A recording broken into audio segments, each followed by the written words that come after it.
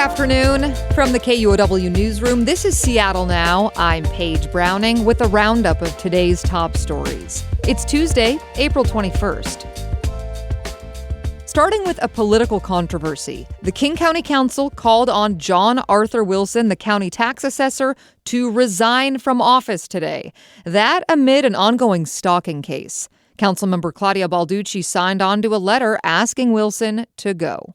And I'm sorry that we don't have the ability to do more than just keep calling for it, but I'm glad that we use our voices to keep calling for it, because this is just really damaging to public trust and really just a stain on the reputation of this county.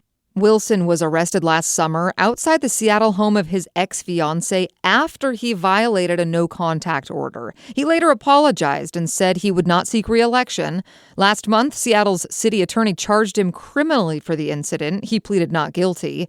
Wilson's term in office ends this year. The Department of Justice is investigating the University of Washington for its, quote, handling of anti-Semitism. Scott Greenstone has more on this. This is not the first time the Trump administration has looked into allegations of anti-Semitism at University of Washington after pro-Palestinian protests on campus in 2023 and 2024. But what seems to have triggered this investigation is a fundraiser by a group that is no longer affiliated with UW, Students United for Palestinian Equality and Return. SUPER's student group status was revoked by the university last May when 33 activists occupied a building and smashed lab equipment. They were charged with misdemeanors in March. The 23 students among them were suspended last year but can now return to class. Assistant Attorney General Harmeet Dillon announced the investigation on social media, mentioning SUPER's Tuesday night fundraiser for, quote, Lebanese resistance. A UW spokesperson said the university will cooperate with this federal review. Scott Greenstone, KUOW News. Washington Congresswoman Kim Schreier is renewing calls for Health Secretary Robert F. Kennedy Jr. to step down. The reason? For making parents question the science behind vaccines. Schreier, who's a medical doctor, grilled Kennedy during a committee hearing today. She noted that fewer newborns are receiving the vitamin K shot, which prevents excessive bleeding and has been routinely given since the 60s. Schreier said that decrease is linked to his rhetoric. This has a name. It's called the RFK Jr. spillover effect. You spread misinformation, you scare parents and confuse them. Parents don't immunize their children or give them other routine care, and then the kids get sick and they might even die. Kennedy said he has never specifically commented on this shot, but he did walk back longtime vaccine recommendations for newborns. But Schreier said the issue is that the secretary's comments are making parents doubt medical science in general.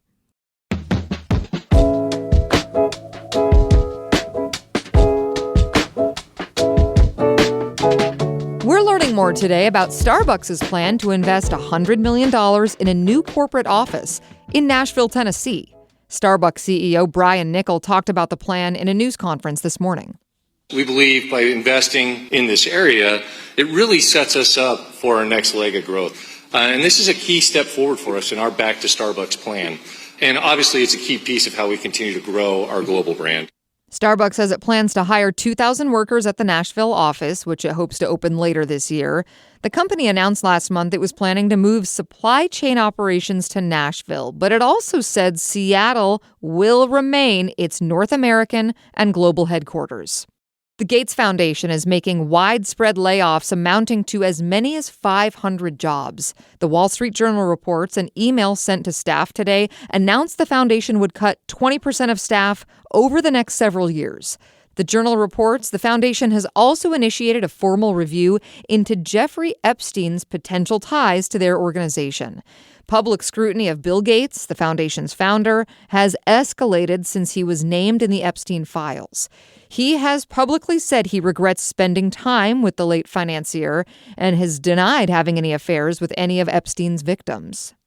Not the update you want to hear if you have the privilege of flying soon. Seattle-based Alaska Air Group says it's paring back flights and pausing its financial guidance to investors because of rising fuel costs. The company announced yesterday it lost $193 million in the first 3 months of the year. The price of jet fuel is up 14% from the first quarter of last year. The company's already raised baggage fees to offset costs and now says it'll cut some late-night flights in busy markets.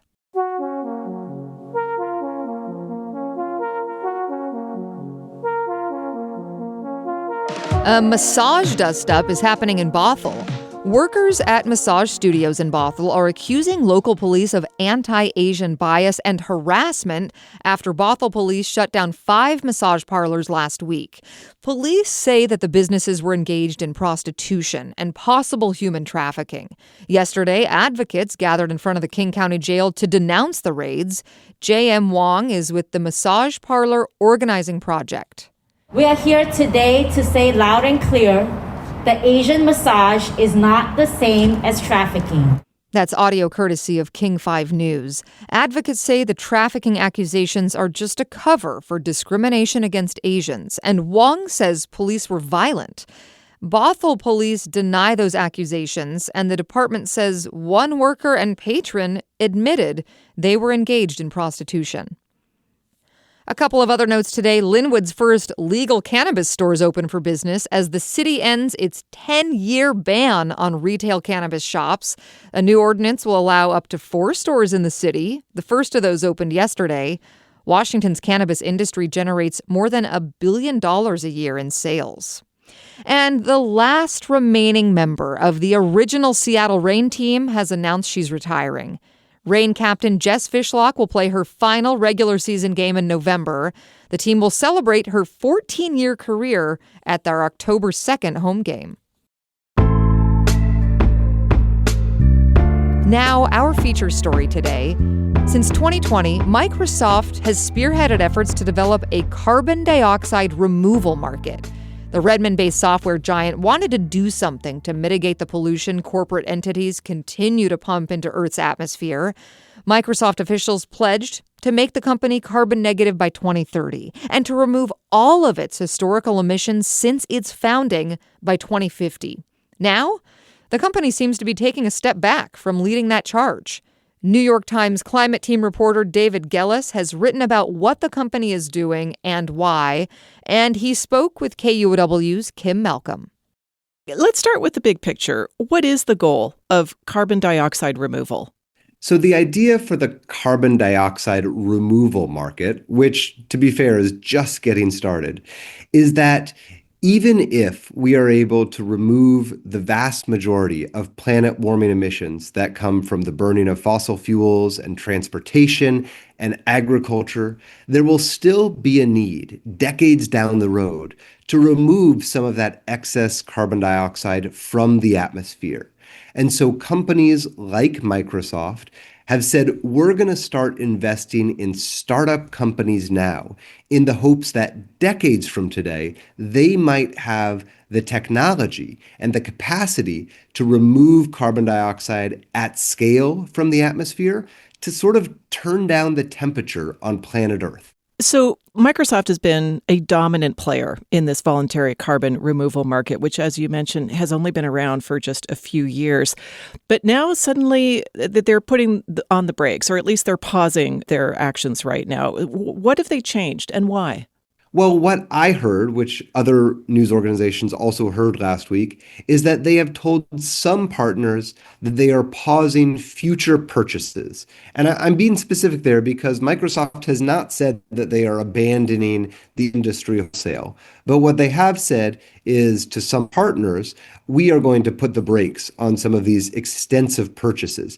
And you have to step back and say, perhaps that's understandable. Microsoft has single-handedly been propping up this industry, spending billions and billions of dollars over the last 5 years, essentially making future purchase commitments to very speculative companies. That seems to be potentially having run its course for the time being.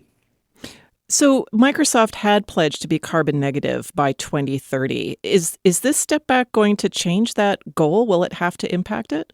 Right now, Microsoft says it is still committed to its goal of being carbon negative by 2030 and to removing all of its historical emissions by 2050.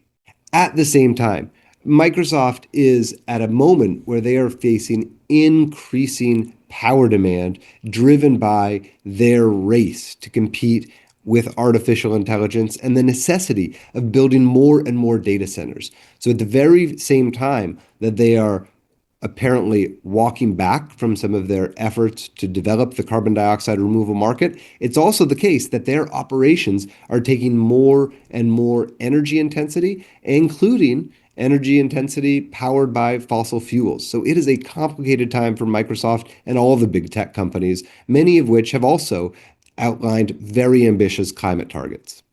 David, what kind of dent have these efforts to remove carbon from the atmosphere? What kind of impact have they had so far? Absolutely none. There is no way to sugarcoat this. Even if you take the upper estimate of all the carbon dioxide that has been removed from all these technologies combined since they were invented several years ago, it won't even come close to representing 1% of global emissions annually. So at this point, they are simply not even beginning to make a dent. But again, you talk to the proponents and they say, we understand that, and yet we're playing a longer game. If we can get to a place where 10, 15, 20 years from now, this industry is at scale and we have been able to meaningfully reduce other global emissions, then the carbon dioxide removal industry might be able to sort of sop up some of that excess CO2 that is still being introduced into the atmosphere through things like heavy industry. New York Times climate team reporter David Gellis speaking with KUOW's Kim Malcolm. Next time on Seattle Now, Seattle Central College's Wood Technology Center is the place where so many of our region's woodworkers get started. Just about every company in the region is either owned by a wood tech graduate or has hired wood tech graduates. We've just been around for so long. But now the center's facing an uncertain future due to budget issues at the college. Hear more Wednesday morning. That's all for today from the KUOW Newsroom in Seattle. Our producer is Andy Hurst. I'm Paige Browning. The interview in today's episode was produced by John O'Brien. Seattle Now and KUOW are members of the NPR network. See you later.